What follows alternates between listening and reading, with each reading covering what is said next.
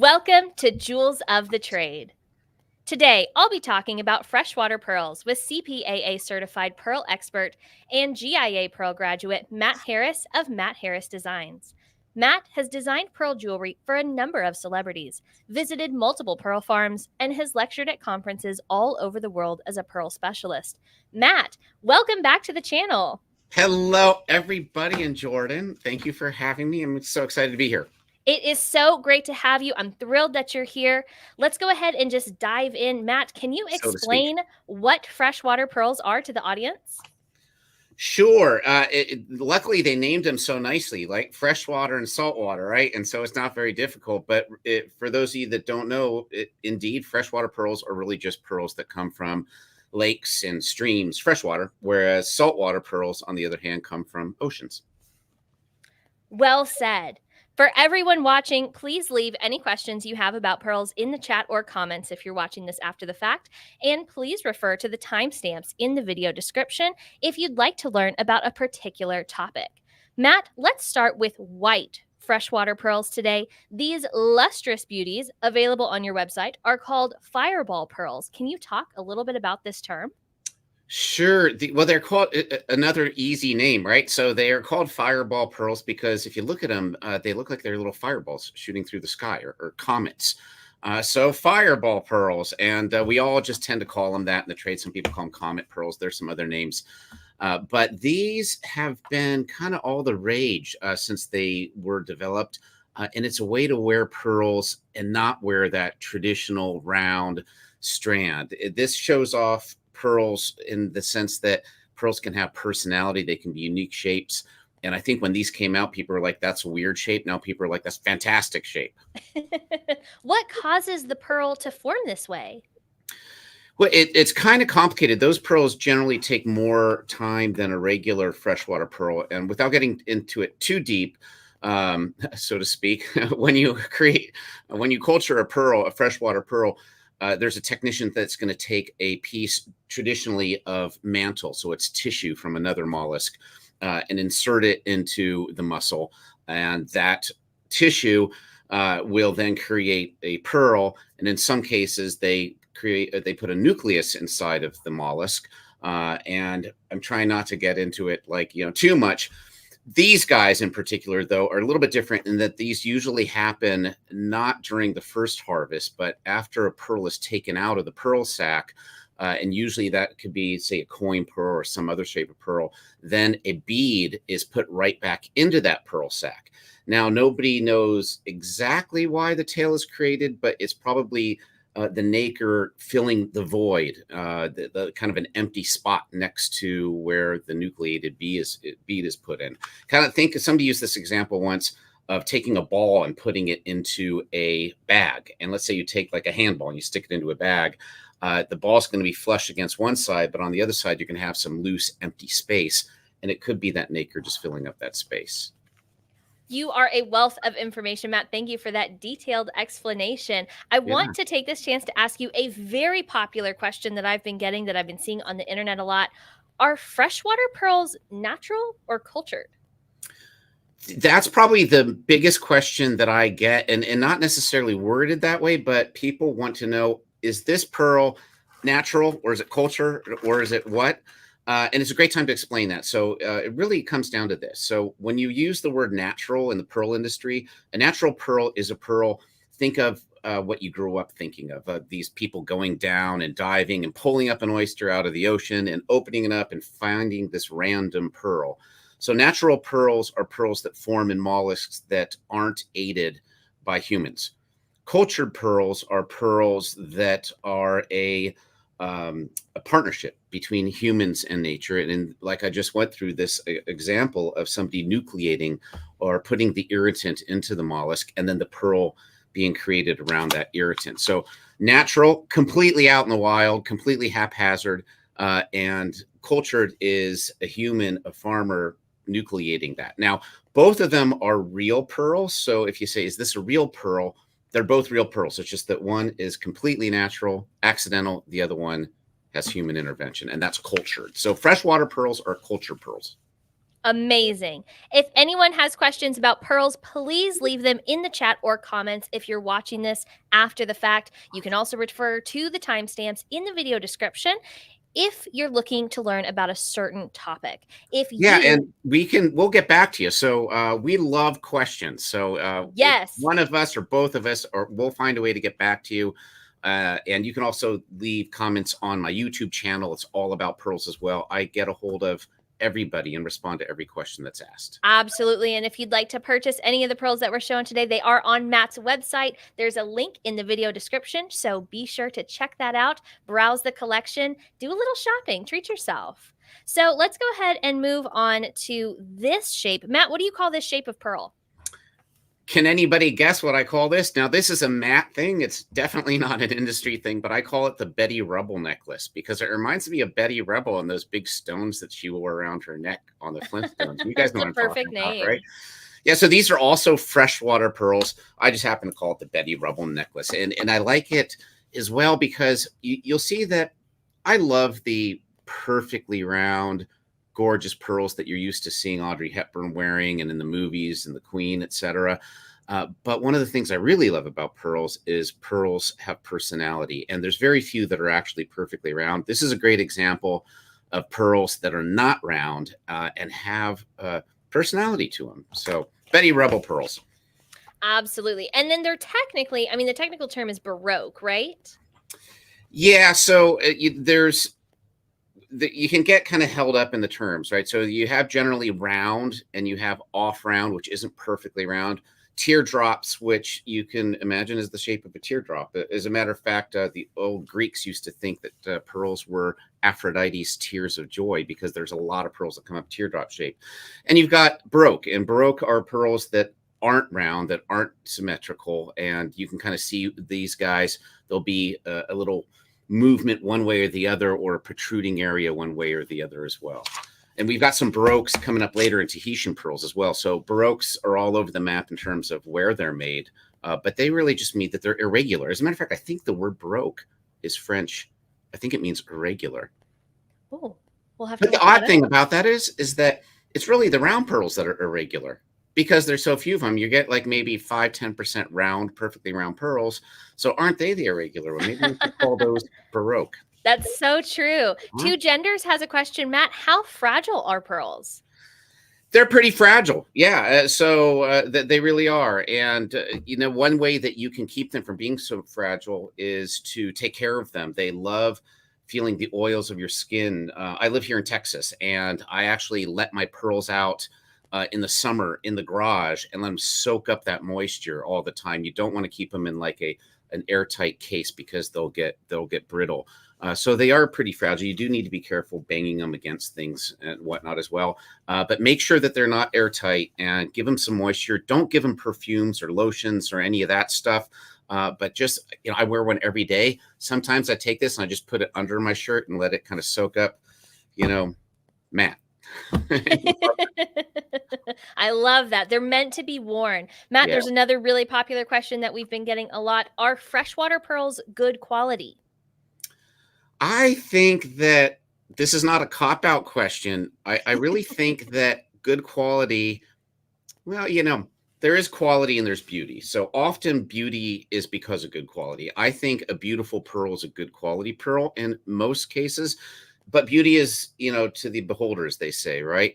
So when you say quality, so there's quality factors that go into pearls, and freshwater pearls, to answer your question directly, can be poor quality or they can be great quality. And the way that you recognize that is generally factors that end up making them pretty. So for example, if you look at these strands, if they're lustrous and shiny, if they've got some orient, they've got some colors kind of floating over the top of them. If they're perfectly round, they tend to be more valuable. When they're nacreous and beautiful and lustrous, it's usually because they have what's called good quality nacre. So the nacre's thick.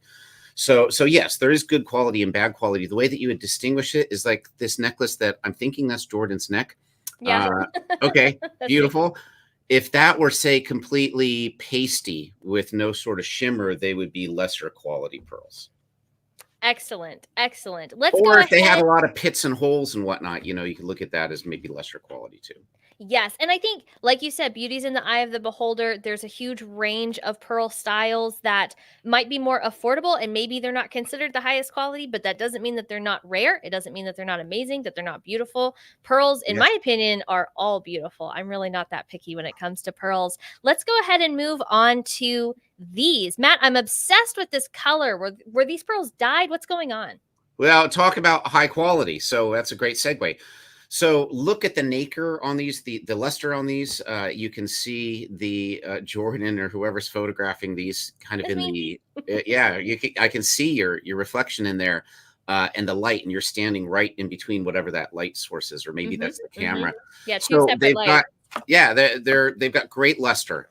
They're pretty evenly matched too. They're all kind of the same color. There's some a little bit more pale than others. And they're lavender colored. And to answer your question, these are actually naturally colored pearls. So they're not dyed. And that's what makes these so magnificent, is that those really are natural colored pearls. And we even took a lavender colored silk and strung them with lavender silk just to make it look perfect. And these are Edison pearls. Matt, can you just briefly explain what Edison pearls are? Sure. So when we talked at the beginning about the freshwater pearls, remember we're talking about options of nucleating them. And traditionally, they would nucleate them with a piece of what's called mantle tissue. So tissue from another mollusk, and that would be the irritant. By the way, guys, I just got to throw it out there too. It's not sand. So it's not a piece of sand that creates a pearl in natural pearls or any sort of mollusk. So it's usually a parasite, and it could be some other irritant, but it's most often a parasite. So what mankind is doing in these cultured pearls is they're kind of simulating that by sticking this mantle tissue in as the irritant. Now, a number of years ago, maybe 10, 12, 14 years ago, they started experimenting in China, where they make most freshwater pearls, with bead nucleated pearls as opposed to mantle only. They put beads and a piece of mantle next to it. And that is the same way they do it in South Sea, Japan, French Polynesia, etc. So these are called Edison pearls. They're bead nucleated pearls. And they originally came up with the word Edison, which is kind of considered a generic term now, because they say that Edison said that there's two things I cannot make in my factory. One is a diamond and two is a pearl. Yet the company that designed these, developed these, in sort of more of a lab method, found a way to create gorgeous, very lustrous, natural colored, round Chinese freshwater pearls, which just didn't exist before. Wow, I actually had never heard that. That is so interesting. Matt, we have another question. Can you shower with pearl jewelry on? I have.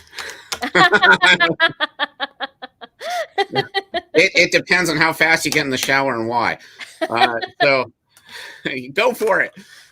Okay, but the official answer is you shouldn't, because I'm assuming you're using soap, and lotions, soaps, and whatnot. Pearls are very porous. And as a matter of fact, we're going to talk about dyed pearls later on. And pearls love dye because they just suck it in and they keep it.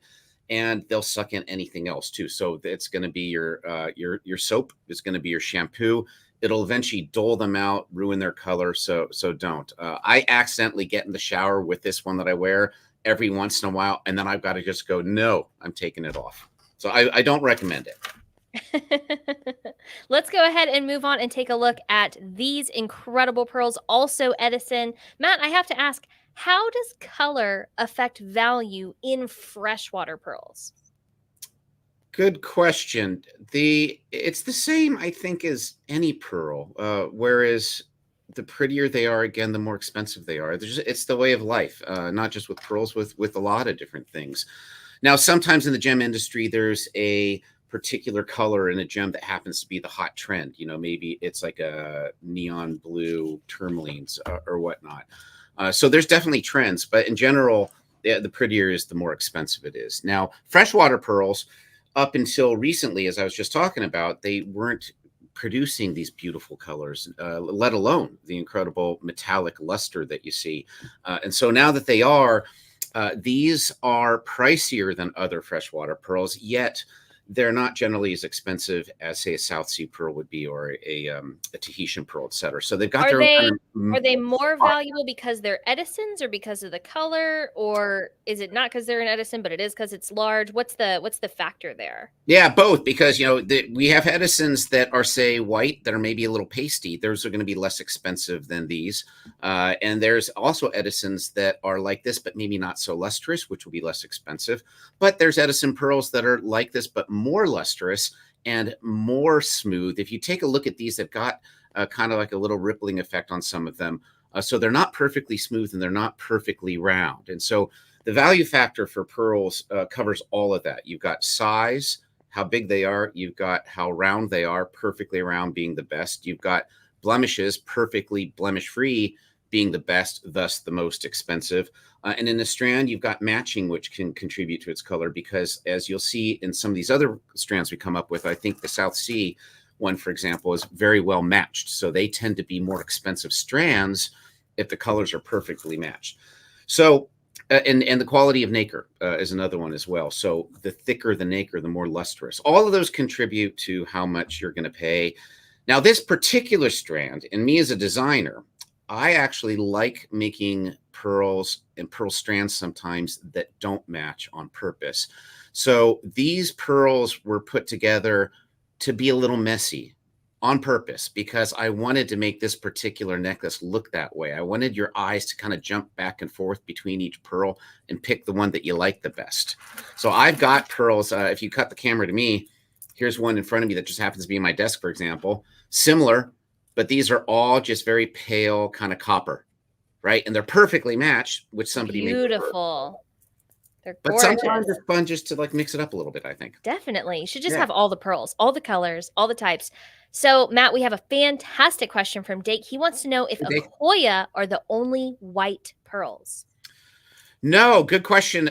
People know Akoyas because, that was what we thought of all throughout the 1900s as pearls, were the ones that we saw in the movies, and those were mostly Akoyas, mostly due to Mikimoto in the early 1900s coming up with a way to nucleate pearls, make spherical pearls. And they were white for the most part, and they were from the Akoya oyster, mostly out of Japan. However, at the beginning of the show here, you saw white pearls from China. There's also white pearls from the South Sea, from many different areas. So it's not only Akoyas that are white. As a matter of fact, what Jordan was just showing there is Akoya, and those aren't white, some of them. So most people don't know that you can actually get Akoya in blues and some of these other pale, cute colors as well. So those are all Akoya right there. Such a gorgeous strand. We're going to take a closer look at that later on in the video. We have another fantastic question. How often do you have to reapply glue on the pearl when it's inside of a ring or pendant or earrings? Oh, that is a great question. You don't want it to fall out, right? So you don't want to wait until it's too late. I think of it like, I think diamonds. So I ran a jewelry store for a while, and people would come in and they'd want their rings cleaned. But before I cleaned a ring, I always picked up that ring and I shook it to my ear to see if the diamond was shaking. And I maybe even take some little tweezers to it and move it around. Because if that's moving, then I tell them, number one, I don't necessarily want to clean it because it may fall apart in my sonic cleaner. And then they're going to say, Matt, you ruined my ring. And I have to pay for the stone to be remounted. But number two, as a protective measure, I suggest then that we reprong it or we tighten it up or whatever. The same could go for pearls. I would say take your pearl. I think I've got a ring right here. Give it a little tug once in a while and see if it's loose. If it is, this definitely needs to be re-glued ASAP.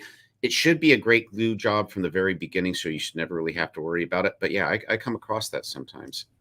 And then before we move on to the next strand, I did want to show a close-up of this toggle clasp. It is plated, and I just think the yellow color of the clasp goes so well with the particular hue of the pearls. So I wanted to point that out for anybody who's thinking of purchasing them. Again, these are available at Matt's website. The link is in the video description. Okay, everyone. One of these strands are naturally colored Tahitians, and the other one is a dyed freshwater strand. Both strands are real pearls. Both strands are cultured pearls. but which is naturally colored and which is dyed? Let Matt and I know in the chat, and we'll reveal the answer on screen. In the meantime, Matt, can you answer this question? How do you identify real pearls? How do you know if pearls are genuine and not simulants, not plastic, not something fake? I wish I could see the chat because I want to see what people are saying, but I can't as a guest, I don't think. So I'm curious to see what you guys say. How do you tell if they're fake pearls? That actually is the number one question I get, more so than natural, by far. And I actually, if you guys want to take time later, there's a video on my YouTube channel. YouTube, just type in Matt Harris Pearls. And I discuss 5 ways to tell if pearls are real or fake. And one of them is a way that you guys have probably heard about, and it really does work. And that is the tooth test. So if you can cut the camera to me, you take the pearl, and remember how we're talking about them being very porous. So if you look at pearls under a microscope, there's these like pits and valleys and whatnot. It's not completely smooth.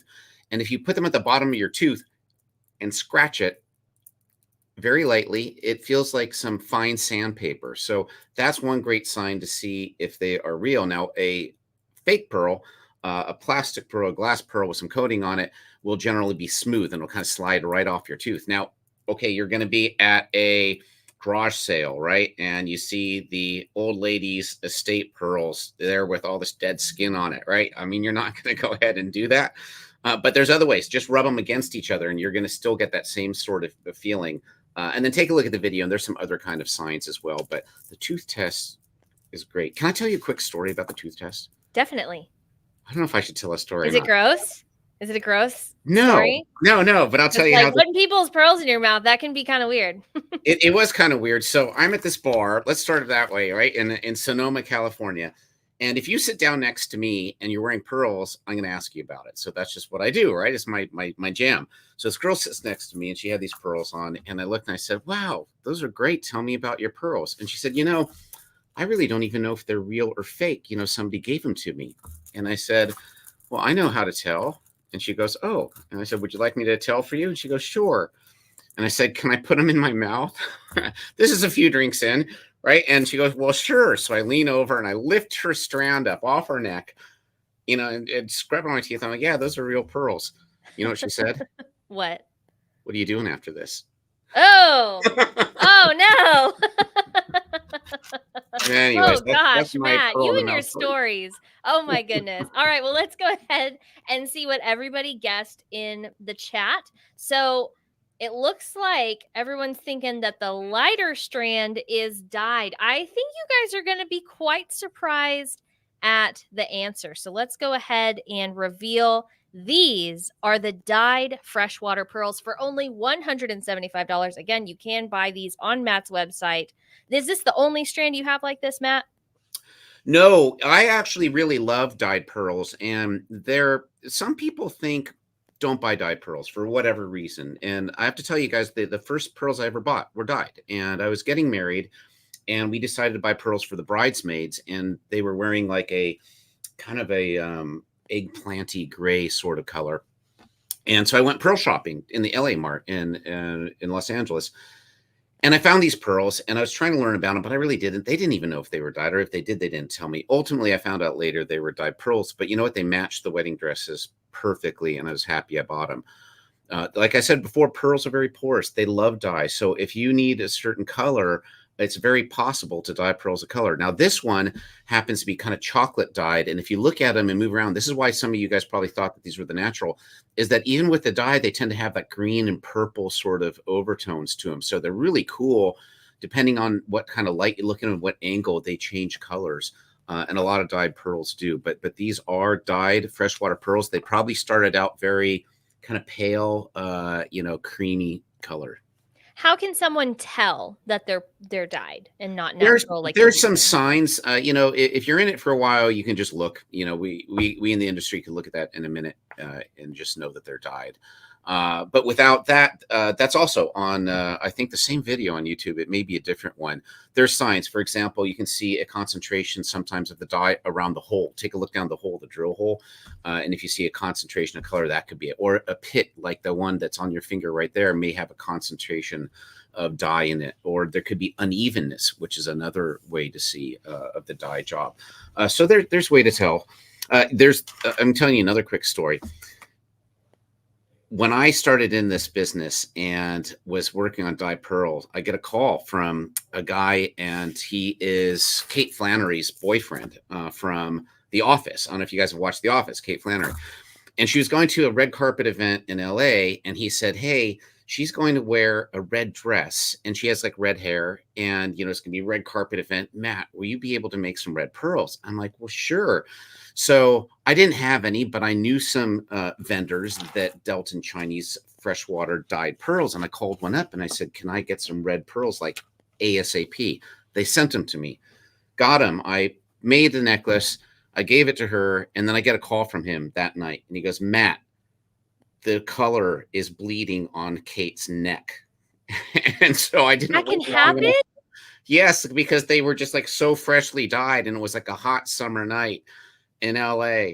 But You're outside gonna of that, scare people. That probably doesn't happen a lot. I have no, never no, heard of no. that. I've been in the industry for 11 years, and I own some dyed I pearls, and I will say mine they've never changed color. They've never, like, gotten color on anything that they've touched. That is a wild story. Yeah, well, what it was is the person that I ordered it from did not use the traditional dye process. Number one, number two, dyed them, instantly FedExed them to me the next night, and I'm making these things and I'm putting it on right away, so they didn't have a time to really soak and dry. I have never, ever, ever had that situation with hundreds and hundreds and hundreds and hundreds of dyed pearls. Yeah. But just in case, every time I buy dyed pearls, I just stick them in a drawer for a few months just to be 100%, because that happened early on and I never want that phone call again. And sure enough, it's never happened again. Oh my goodness. But All anyway, right. pearls do love dye. And I sell dyed pearl necklaces all the time because they're beautiful and they match something you might be wearing. And it's a good way to wear pearls. So All there. right. Let's go ahead and take a look at these Tahitians. Knowing now that the chocolate strand was freshwater, you figured out that the other strand is Tahitian. But how much do you think these pearls are worth? Everybody who's in the audience right now, give us your best price guess in the chat. And I want to take a moment to tell you all about a free pearl course. There's a link in the video description. It is the CPAA Pearls as One course that you can take for free using the discount code JOTT, JOTT, for Jewels of the Trade. Again, the link is in the description. Matt, have you taken the Pearl course? I have, and I've done that. I've done I'm a GIA Pearl graduate, and I've got to say that this is a wealth of information. And I always say as well that if you do this course, and I highly recommend anybody does it, you don't have to be in the trade to take this course. It's for everybody. You will learn so much, but where you're going to learn the most really is the comments, because people comment, and then there are experts that will write back answers to every question. And the comments are what they call it, the gold is in the comments. So we have a fantastic question in the chat right now, Matt. Dake wants to know, can pearls from the same clam produce a different color? And I'd love to circle back about the terminology used there. Dake says he once went to a pearl farm in China, and then there were different colored pearls inside. Ooh, Matt, go ahead and tell Dake the truth about those. Yeah, I don't know where exactly were your particular experience, but usually when people talk about opening mollusks and coming up with colorful pearls, it reminds me of what's happening online quite a bit. And there's the pearl shucking parties. I don't know if you've seen those, but there's also YouTube videos where people are getting millions of views opening up something out of a river, and they're like, whoa, it's like a bright pink, and then there's a blue, and then there's a whatever, and those are all fake, and it's too bad. As a matter of fact, these pearl shucking parties, you can go to Alibaba right now and order, I don't know, a dozen of these little oysters with these fake implanted pearls and formaldehyde for something like 20 cents a pop, and they're And selling them for the $20. oyster, don't they? What's Like, that? it kills the oyster when they do it, right? I'm not really sure I think what they use some kind happens. of, like, I don't know what it is, formaldehyde or alcohol, some kind of chemical, and then it kills the oyster, whereas normal pearl farming is, like, actually really good for the mollusks and really good for, like, the ecology and the environment and everything. And so, unfortunately, yeah, it's like this huge scam. I don't know where they come from. I kind of don't want to know, but yeah, they smell too. And, you know, Yeah. you see these people doing these pearl shucking things on lives, and you know that the stench is going to be so unbelievable, but they're faking it all the way through. So I don't know about Dake's experience. I really don't know. But these bright colors just don't exist in pearls. They have to be dyed, those fun ones like that chocolate I showed you about. So, oh, I happen to have one right here. This is a great seller at my website. As a matter of fact, we're down to, I think this is the last one. I just can't find them anymore. But this is not a natural color, obviously. But a lot of those pearl shucking parties in the YouTube videos and whatnot, places you go, they're coming up with these sorts of pearls dyed. Yeah, and nothing wrong with dyed pearls. It's just that when you buy pearls, you should be told that they're dyed. Yes, absolutely. And then it is true, right, Matt, that a mollusk can produce different colors of pearls, maybe not drastically different, but from pearl to pearl, they're not necessarily going to match in color.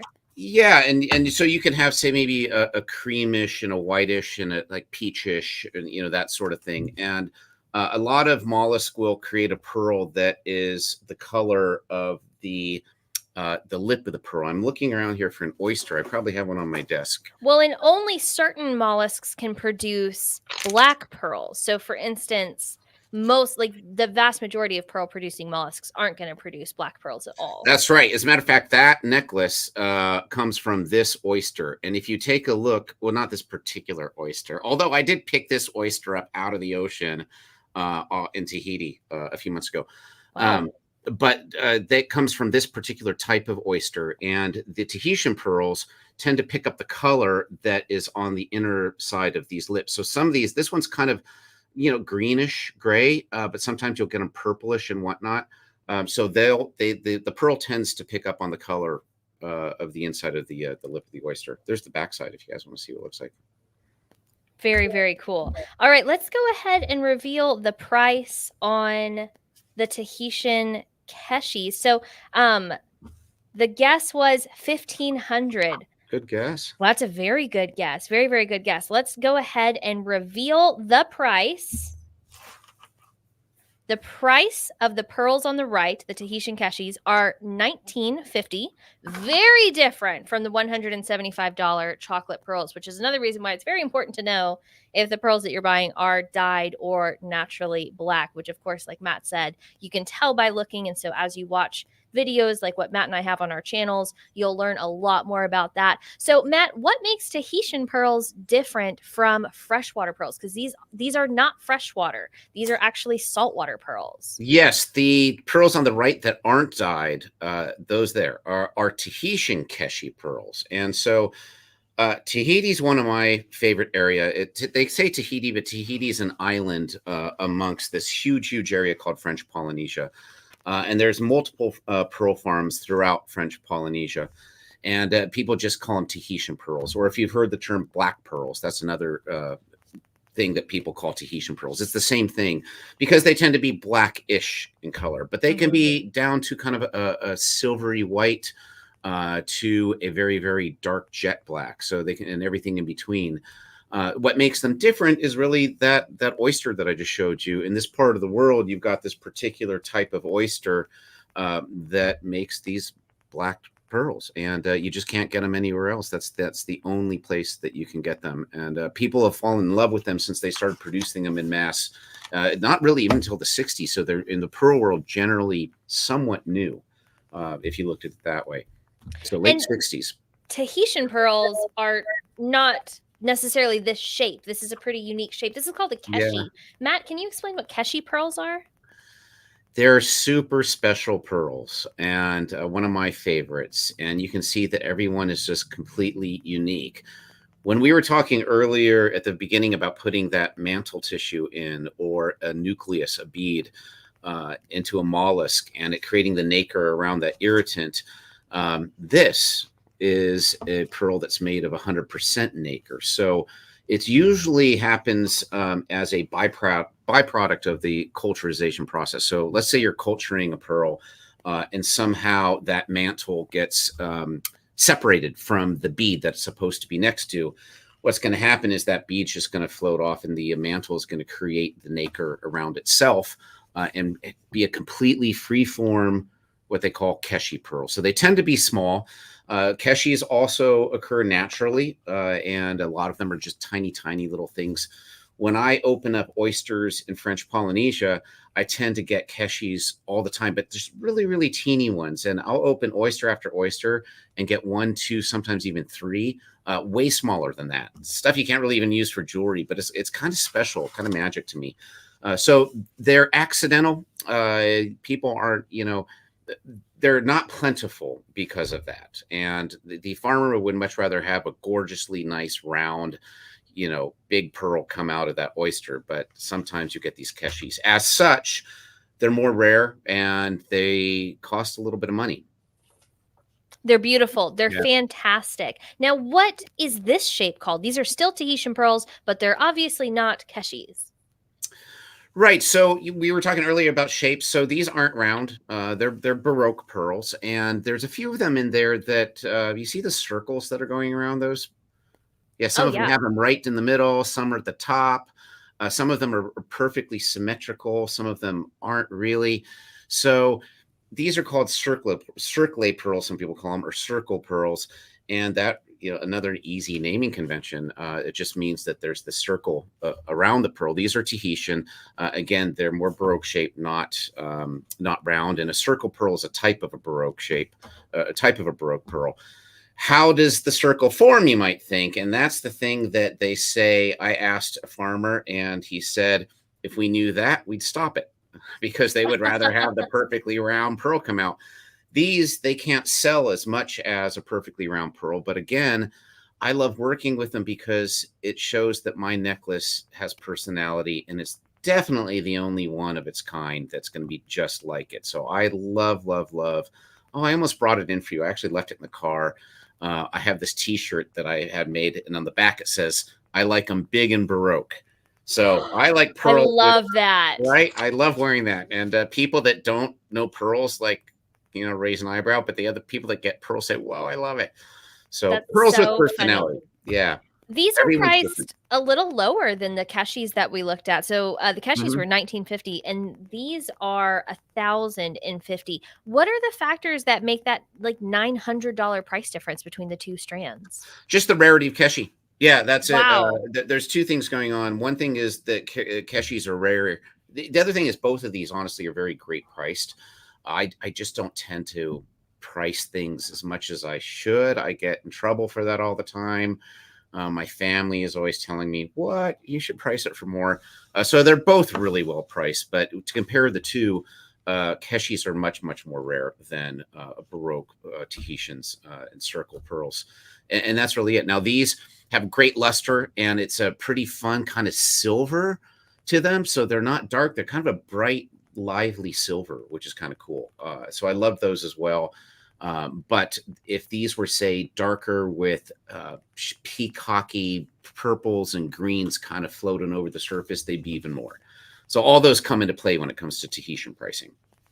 And then this strand is $849, still under that $1,000 mark. I mean, still really affordable, especially for Tahitians. Are these also circle pearls?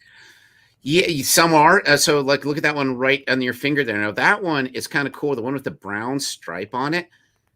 Some people would look at that and say, don't even use it on a necklace. I think it's awesome. And I love circle pearls, and I really love the ones even that just have the circle in a weird spot or a weird color.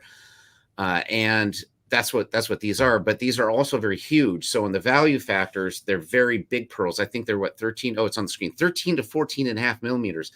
So this really jumps out when you wear it. They're big pearls. As far as price is concerned, it's underpriced. I should have priced these $1,400, $1,500. But it's one of those things where, we did it, we stuck with it. Wow. Wow. So these, they seem very low price for Tahitians. Obviously the color is beautiful. I had wondered if just the shape was what kind of knocked it down in value, but I don't dislike it. I mean, I think it looks great. I think I'd love that. And when I wear a strand, I actually wear a pearl necklace just like that. Because again, we've got pearls that each have their own personality. And as far as the value factor is concerned, they've got some really nice shiny luster on them. But some of them, if you were to look at the value factor as opposed to being perfectly round, no. as opposed to having, they don't have that peacock green sort of overtones, right? And then some of them, you know, if you look, they're Baroque shape, but they've got some like real funkiness to their shape, and like more of an extreme irregularity or bubbles on them or whatnot. So it's a way to wear a big Tahitian necklace without spending literally several $1,000s doing so. Okay, Matt, I'm not trying to pick on you for your prices, but Yeah, why are I these know. only $789? I think because we actually made that piece for you for the show, and we were in a hurry to get it out, and we made a mistake. I cannot believe they're so beautiful. So Everyone we who's just made watching, that for you. oh my Actually, gosh. yeah, It's crazy to see quality like this under $1,000. It's crazy to see Tahitians under $1,000, but the luster on these, in my opinion, is so much better than the other Tahitians that we've looked at so far, except yeah. for maybe the kashis. I mean, the kashis are definitely competitive in luster, but look at that blue one, that kind Oh, of I like was just gonna teal say that one. blue one going around is Yeah. awesome. No, I And mean, there's this some is a greens, really gorgeous strand. pistachio. Gosh, I don't know if Yeah. everybody can see. So then, Matt, I don't know if we covered this already. What makes a Tahitian pearl different from other saltwater pearls? We talked about the differences between Tahitians and freshwaters, but what makes them different from Akoyas and South Seas? The mollusk, the oyster. So in this case, yeah, you've got this particular varietal of oyster. Okoyas are much smaller, and so the pearls are smaller as well. And then you've got the South Sea pearls, for example, which come from the largest oyster that produces pearls, and so some of those can get over 20 millimeters. So it's really just the variety of the oyster, and that's what makes different seawater pearls different. Now look at this too. You talked about the luster. If you remember looking at the previous ones, if it's still fresh in your mind, you guys, then you can tell that they were good luster, but this is really nice luster. Mm-hmm. Oh, yeah. And then we have a question in the comments, Matt. This is fantastic. What Sure. is the top pearl color? Like, would it be like the most valuable or desired? Is that what we're talking about? Yes. What's the most valuable color of pearl? Well, I think you got to look at it in the category, right? So I don't know if I could say, you know, within say Akoyas, there's a top color. Within South Sea pearls, there's a top color. Let's talk South Sea, for example.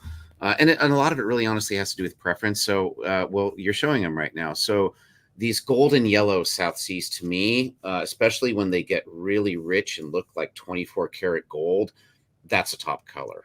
In Tahitian pearls, when they have that orient, you know, imagine blowing a bubble when you're a kid, or even now if you do it, which is great. But you blow the bubble and you look up and you see the kind of the swirly rainbow of blues and purples and pinks and whatnot. If you look at a Tahitian pearl that has that on it, I was talking about this kind of peacock eggplant, they call it aubergine to be fancy, overtones to it, dancing on top, that tends to be very valuable in a Tahitian pearl. So it just kind of depends on, you know, on what category. I love the blue one on this one, and the bluish pearls are tough to come by in Tahiti. Sometimes you get them like kind of a coppery red, which is kind of rare too.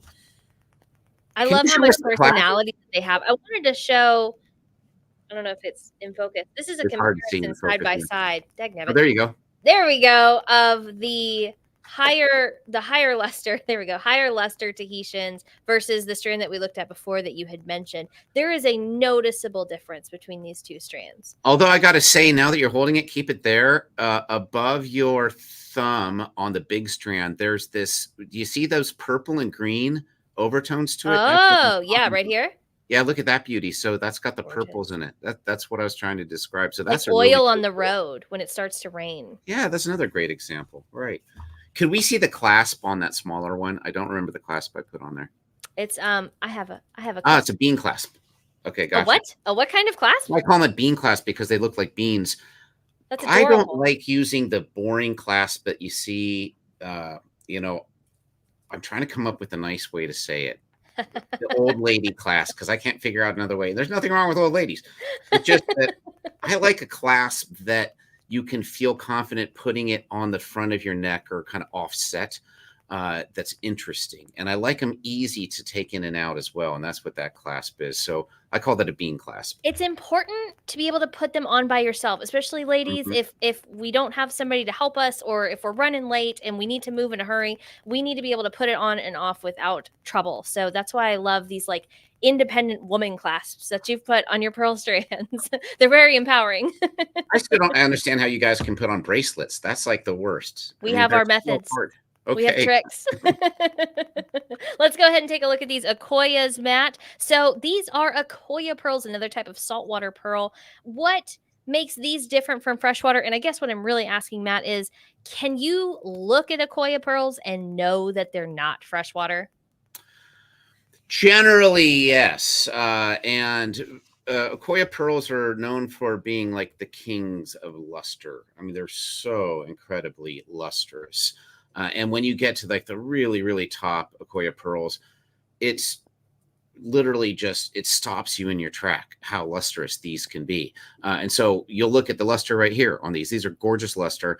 Usually that's like the dead giveaway. Also size, they tend to be under 10 millimeter. Most common size is probably around 7 millimeter. And so if you're going to see, say, a 12 millimeter pearl, it's very likely not a Akoya pearl. So you've got the size, the luster, especially the luster, and most of them are white. Some of them are like slightly pinkish, but you've got a little surprise there. There's some blues in there that are really pretty. These are freshwaters. Right. These are Akoya. I feel like you can tell. Yep. Yeah. I think the luster is pretty noticeably different.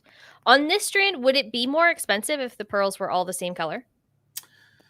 Well, maybe if they were all blue, for example. So blues are kind of hot right now. And I'm going to step back to luster real quick one more time, though.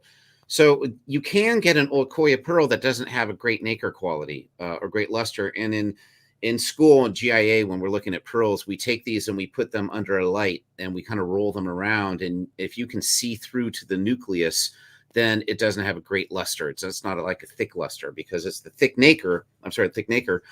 The thick nacre is what causes, them to be so shiny and beautiful. So it's possible for Akoyas also to be kind of dull. There's bad strands and there's good strands. There's, as somebody mentioned earlier, quality and not quality Akoyas. But generally speaking, Akoyas are super lustrous, and you see that here. Now, what would make a more expensive strand? Well, same as all the other pearls in the world. If they're perfectly round, which these aren't, it would be more expensive. Size is a big deal in Akoya. So every 0.5 millimeter that you get up is going to be incrementally more money. So if you're buying Akoyas that are 6 to 6.5 millimeters, it's definitely going to be less than 7 to 8, which is way less than 8 to 9. And then it starts going bonkers when it gets up there above 9. And you can pay, $20,000 for 11 plus or 11s, 10 and a halfs that are like perfect. It can get nuts. So size is a big deal in terms of the quality factor, the value factor on Akoya. If those were all blue, that's kind of all the rage right now. At least I've seen them at the shows. They've been hot. I love them. I have a few only blue strands. What I did with this one is I kind of mixed different colors, again, just to kind of make it a little more interesting. But if we had that, to answer your question, all in blue, the same size and same shape, it would be more expensive than, say, the white ones there because they're not perfectly round. That's a long way to answer your question. Oh, I love it. I love the blue Akoya pearls. This clasp is also really high quality. This is a fantastic clasp. Yeah, it matches the pearl. So when we design here, I like to, it seems kind of like I'm doing too much work, but there's a clasp for every strand. There really is. And I don't like just like taking a whole bunch of strands in the exact same class and just saying, okay, let's do it. Especially on a really nice strand like this, that's got some value to it. I'm going to take the strand and I've got all sorts of clasp and I just literally lay it down next to the ones I think that are going to work. And I picked out this clasp because that clasp was about the same size. And it's very shiny. It's 14 karat, highly polished gold, and it's got this cute little diamond that really matches the elegance of Akoyas. Akoyas, to me, symbolize elegance. And that's this necklace. And I think it deserved that little diamond clasp on it. All right, it's time for the grand finale. I have a video on my Yeah. channel where I showed a $1.5 million strand of South Sea pearls. These Wow. feel so affordable at $7,700. Matt, honest question: is this considered cheap for South Seas? Well, you know, no. South Seas are all over the map. They tend to be, if you had to say in general, more expensive than other pearls. And I've seen pearls. I was at the JCK show that you were also at in June this year, and I saw a booth that had wholesale South Sea pearls for $250,000, multiple strands. But you look at them, and they weren't the dark golden yellows. They were the lighter, whiter ones, but they were perfect, and they were large, and they were beautiful. And imagine what those would sell for, say, at Van Cleef with a nice clasp on it or something. So they're really all over the map. But as far as large golden yellow South Sea pearl necklaces go, that's actually a really great deal at $7,700. And you've seen enough pearls to know that from these shows and whatnot. And that's probably why you decided to wear that one. But yeah, it's fantastic because those are, what's the size on them again? Yeah, 12 to 15 millimeters. That's a good size necklace. Now, as you guys can all know by now, because you're all experts, which is great. We've talked about this. This isn't a perfect necklace. So those pearls aren't perfectly round. Some of them are slightly off round. If you look at it, they look round. Very few are going to be slightly off round. They have some blemishes on them, as you can tell. But when you pull this away, and you're looking at magnification right now in Jordan's hand, if you look them on her neck, and step back to just camera view, you don't see the blemishes. So yeah, there you go. So that's how people are going to see these on you. So would this be a $30,000 strand if it had less blemishes? Yeah. But you've got those blemishes, which really kind of keep this down. Yet even for those blemishes, it's a great price. And again, we strung it on yellow silk, and we put a 14 karat gold yellow clasp on this that's round, that kind of finishes off the size of the smaller pearls that are graduated at the top as well. So it's perfectly matched up. That brings up a great question. On what material does one string pearls? You know, people do it on different things. I was trained to string on silk. And remember when I bought those pearls in LA, and I was 25 and I knew nothing about pearls, but I was going to the mart and I learned about them and I got obsessed with pearls. And so I decided I wanted to start making some. And I figured, how do I string pearls? And YouTube didn't exist at the time, you guys. And there was... I'm showing your age, Matt. Be careful. I know. There was, I think it was like Prodigy and CompuServe, if you guys remember that. I mean, maybe AOL. And so I didn't know how to string pearls. I didn't know how to find out. So I walked around and I found this shop in a basement of a building on Hill Street. And anybody that happens to watch this later in industry will know these people. They're called Bella Findings. And they're the sweetest people. And the girl named Cynthia there helped me. And I said, I want to learn how to string pearls. Can you help me out? And she thought it was the cutest thing in the world. And she and the team that they had there just literally sat down with me multiple times, days, teaching me how to string. And they taught me to string on silk. And I've done it ever since. It's just my thing. Now, the other thing that I do that a lot of people don't do is if you take a look at the end of any one of these, you're going to see French wire. So it's a way of finishing off the pearl. There you go. So you see that wire? There's string underneath that. That's called French wire. So we tend to match it to the pearl or the clasp or both. And it's just it's a finishing touch that I think is elegant that should go on pearls as well. And it also kind of protects that string from the clasp and kind of wearing down from going back and forth through the hole on the clasp. My gosh, this live stream feels like a pearls course. This is so much information, Matt. I'm just thrilled. So the final question, are there freshwater pearls that can pass for South Sea pearls? Is there any confusion in visually identifying the South Sea versus the freshwater? That reminds me of a question you asked earlier that I didn't fully answer, which is the same because you talked about Akoya, right? Can you look at an Akoya and tell it's an Akoya?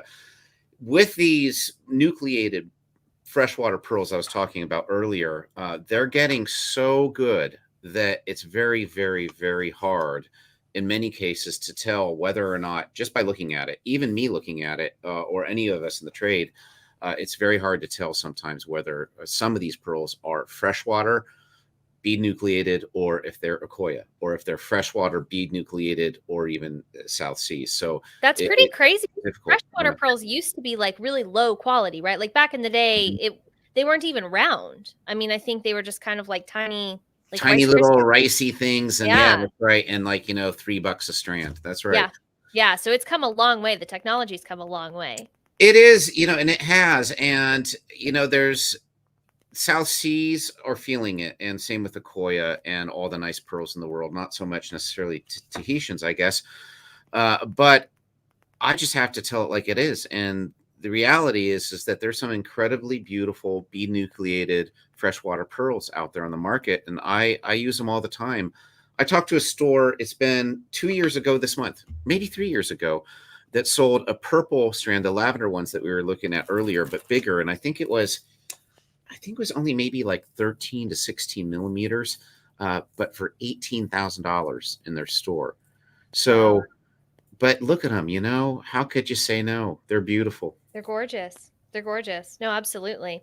Well, Matt, that was so much information. Thank you so much for coming on the Jewels of the Trade channel, and I hope we can have you back. If anybody wants to purchase any of these pearls that we've looked at today, you can shop at mattharrisdesigns.com. The link is in the video description.